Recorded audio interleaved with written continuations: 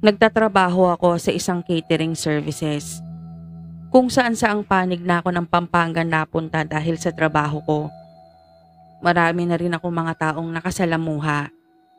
May mga kwentong multo na rin ako pero ang isa sa pinaka nakakatakot kong naranasan na kung hindi lang kailangan ko ng pera para sa tatay ko, tumigil na ako sa pagkikatering.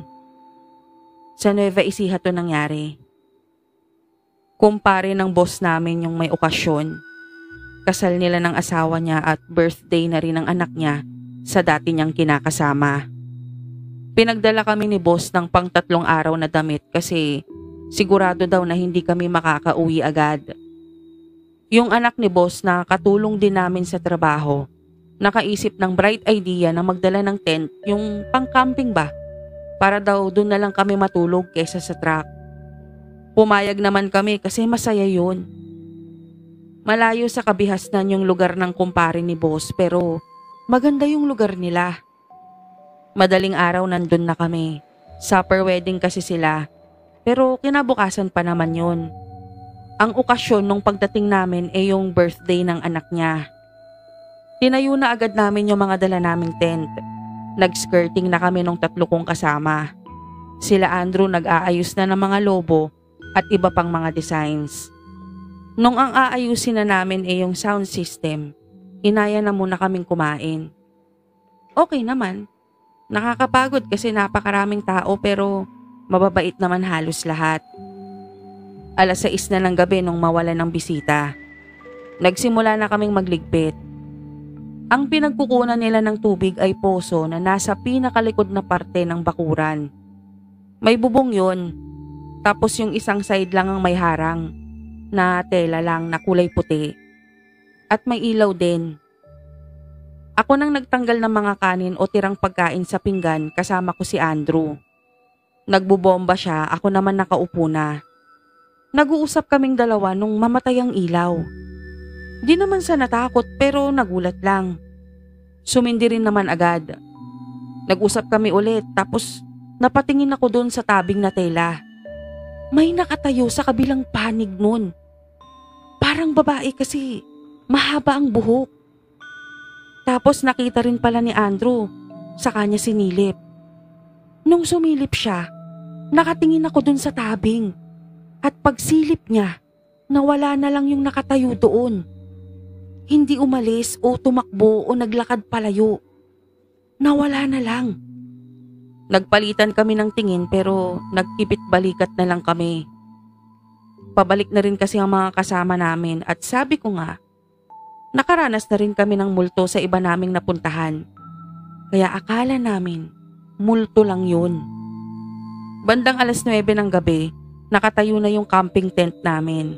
May emergency lights din kami sa loob at yung kumpare ni boss, inabutan kami ng extension para makapag-electric fan kami. Yung mga kasama namin na iba ay pinayagan ni boss na uminom. Inaayan nila kami ni Andrew pero wala ako sa mood uminom dahil nga sa sitwasyon ng tatay ko. Si Andrew naman ayaw talagang uminom. Kaya nandun lang kami sa tent. Nag-uusap lang kami tungkol sa kung ano-anong mga bagay. Nung makarinig kami ng parang may naglalakad sa mga tuyong dahon. Nasa gilid lang kami ng bahay kaya pinatay muna namin yung ilaw namin para makita namin kung may tao sa labas. At hindi nga kami nagkamali. May tao sa labas ng tent. Lumabas kami at nakita namin 2 gusgusing babae. Nakabistida silang pareho. Yung isa nag-Iilocano. Nakakaintindi ako ng konti pero pag dire-diretso na, nga na. Ang naintindihan ko lang gutom sila ng kapatid niya. Kaya sabi ko kay Andrew, kukuha lang ako ng baon kong biskwit sa bag ko. Saglit lang akong pumasok. Paglabas ko, nasa dulo na sila ng property. Hawak na nung isa yung kamay ni Andrew. Tinatawag ko siya pero hindi man lang siya lumingon. Tuloy lang siya sa paglalakad. Yung isa sa 2 babae naman ang lumingon pero saglit lang. Nagdadalawang isip ako kung tatawag muna ako ng backup o susundan ko na sila. Kaya lang nung palayo na sila ng palayo, mas pinili ko na lang na sundan sila. Nang malapit na ako sa kanila, Inabot ko sa isang babae yung biskwit na dala ko. Tapos hinila ko si Andrew. Kako balik na kami. Pero parang hindi niya ako naririnig. Gustong gusto ko nang mainis sa kanya.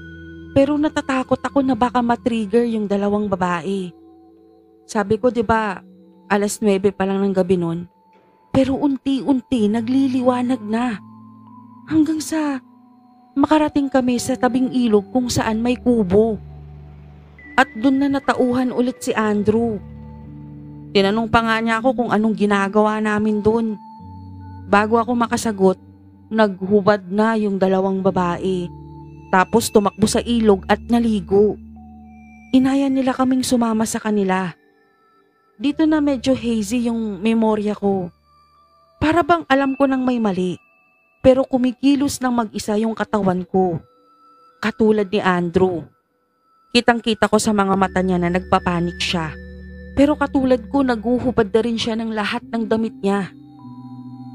Magkakaroon lang kami ng kontrol sa mga katawan namin pag bagong gising kami. 1 linggo na ganun. Umiiyak lang kaming pareho kasi hindi namin alam kung paano kami makakaalis. Sinusubukan naming tumakas pero oras na marinig namin yung boses ng dalawa. Mawawalan na kami ng kontrol sa mga katawan namin. Hanggang sa makaramdam kami ng gutom. Hinainan naman nila kami ng makakain. Masasabi kong wala silang table manners na magkapatid. Gutom na rin kami ni Andrew na kahit ang lalaki nung hati ng buto ng adobo, siguro sing laki ng braso ko, kumain pa rin kami. Nang makatulog kami, napanaginipan namin yung si Tim, kasamahan namin sa trabaho. Sa panaginip namin ni Andrew, kami raw si Tim at may humahabol sa kanyang halimaw. Nakakatakot yung panaginip dahil nahabol si Tim nung halimaw. Pero nung napagkwentuhan namin ni Andrew at nalaman nga naming parehong-pareho kami ng panaginip, napatawa kami nung ma-realize naming ang unang kinain ng halimaw kay Tim yung putotoy niya. 1 linggo ulit ang lumipas nung parang nasasanay na kami sa magkapatid. Hindi man sila yung head turner pero maganda sila. Nung nasanay na nga kami nagtsuktsak na kami. Pero syempre sa magkahiwalay na kwarto. Isang araw, nakita ko yung 4 na biskwit ko. At bigla kong naalala si tatay. Nakonsensya ako. Kasi heto ako, nagpapasarap. Samantalang ang tatay ko nasa ospital. Napaiyak na lang ako noon. Pagpasok ni Andrew sa kubo, namumula ang mukha niya. Kagagaling din pala niya sa pag-iyak. Sabi niya namimiss niya na yung mga kapatid niya. Yung bagong asawa kasi ni boss na papa niya, walang amor sa mga kapatid niya. Trinatrato lang noon ng maayos ang mga kapatid niya pag nasa bahay si boss. Naabutan kami ng magkapatid na umiiyak at tinanong nila kami kung anong problema. Sinabi namin. Nagtinginan naman sila. Sabi nila sige pauuwiin na nila kami.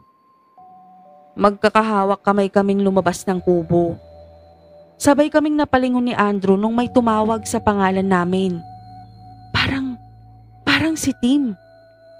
Pero sabi nung fubo ni Andrew, ang intindihin na lang namin ay makakauwi na kami.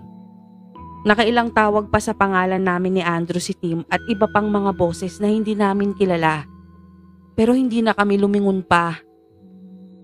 Pagbalik namin madilim na. Nung nasa tent na kami, sabi nung kafubo ko, wag na kami sa tent matulog. Doon na lang daw kami sa truck. Yung truck na nasa harap ng bakuran. Tinanong ko naman kung bakit. Pero imbis na sagutin niya ako, hinalikan niya ako sa labi tapos kinagat niya ang palad ko. Ganon din ang ginawa ng kapatid niya kay Andrew.